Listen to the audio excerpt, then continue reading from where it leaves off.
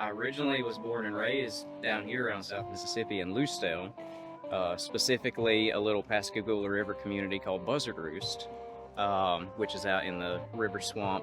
And, as far as how I got started playing music, it was really like my parents' classic rock radio.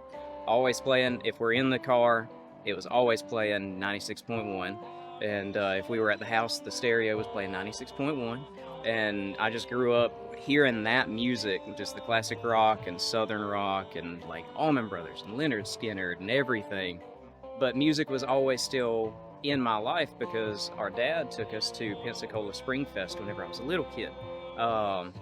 Every year we would go to Pensacola Spring Fest for the full weekend and see everybody, Willie Nelson and Foreigner and Cheap Trick and the Black Crows and Patti LaBelle and like Buddy Guy, everybody. But one of those Spring Fests that we went to, there was a band playing that had Mississippi in the name. So he said, well, we're going to go and see them because it's got Mississippi in the name, see what they're all about. It ended up being the North Mississippi All-Stars. And that hooked my brother, so he ended up getting CDs, and then those were being played in our stereo in the bedroom, so I heard the music from there.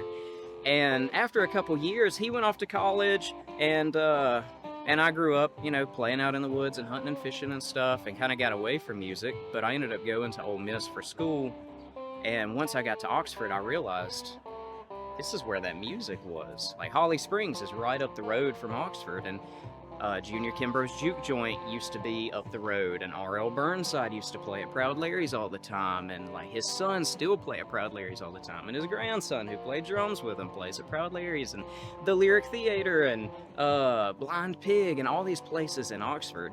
So in college I was getting a business degree, but like every weekend I was out seeing music. I always knew from that point that I wanted to play that music. But over the years, it developed more and more from a hobby and an interest to like a fascination and a passion.